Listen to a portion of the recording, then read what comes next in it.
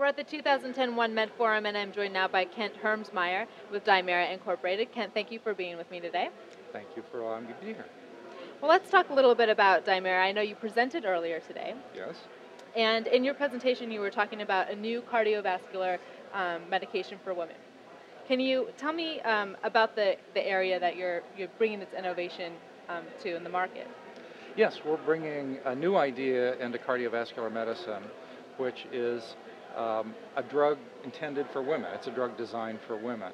This is new, and this is very much needed, as we find there is an unmet need for understanding the different presentation of heart disease in women and the different kinds of therapy and diagnostics that are appropriate. And you know, in your presentation, you talk about the amount of women now that are being treated with current medications. How is what you're doing, the DP9 drug, different than, you know, the current methods of treating cardiovascular disease? Well, it's very different. I'm glad you asked that, because it allows me to say what we've done is really to go after what is the cause of the disease. Why is it presenting differently in women than in men? And the answer appears to be related to the fact, some things that we already know, that in women there's less of an important exercise component to angina. Angina is triggered in men by exercise, and typically you think of someone, you know, walking up a ramp to a football game, or someone on a treadmill inducing the chest pain. In women, it doesn't present that way. In fact, it may not be caused by exercise at all. In fact, a lot of women are bothered by awakening from their sleep with what are symptoms that are not necessarily the center of chest pains, but might be pains somewhere in the neck area. But more typically are things like difficulty in breathing, feeling of not getting enough air, a sort of a suffocating feeling.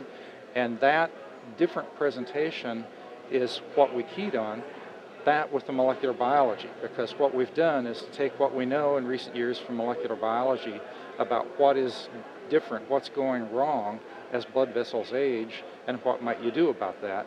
We found that that's importantly related to progesterone, which of course is declining, especially notably in women at the time of menopause.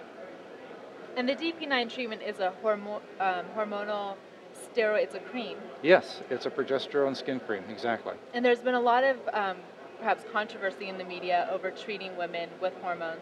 Can you comment on, you know, what you've heard in the media and about the studies that have been done, and just the conversation in the media concerning hormone treatment? Yes, that's an area which actually got us started.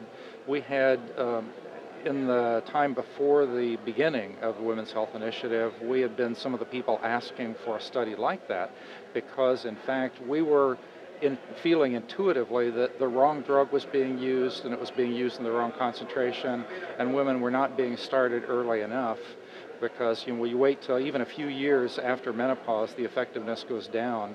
In the Women's Health Initiative, it was almost an average of 10 years after menopause when they start this drug, and those needed to be tested.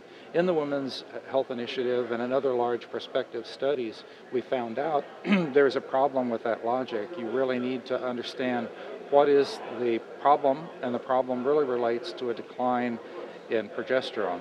That decline in progesterone, the endogenous compound that women normally have, is not replaced by these synthetic progestins. They in fact have very different actions, which we've highlighted in several papers. Okay, and you have some impressive preclinical data, and even, you know, a pilot study. Are you guys ready for a large clinical study with women with this drug? We are, yes. We've so far had only a small study, and what we have to do next is a study with lots of people in order to prove the effectiveness. That will require us to actually have investments. We so far have gone on, it's a privately owned company entirely, with the money coming for the about $7.5 million that we have so far from the National Institutes of Health and other federal funding agencies, and from our own private funds. To go to a $40 million clinical trial, which is what we're actually ramping up to do, will require equity investors. And we've tried to stage that now with a possibility for a $4 million initial investment, and then milestones that allow us to go all the way to the clinical trial when we're showing efficacy. Excellent. Well, how can people contact you if they want to know more about Dimera?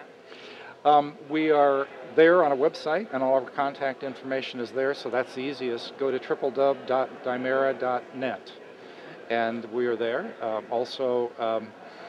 You're welcome to call us at the company number anytime. That's in Portland, Oregon at 503-295-2775. Great. Well, thank you, Kent, for discussing Yes, recent thank developments, you, and good Alicia. luck in the future. Thank you so much.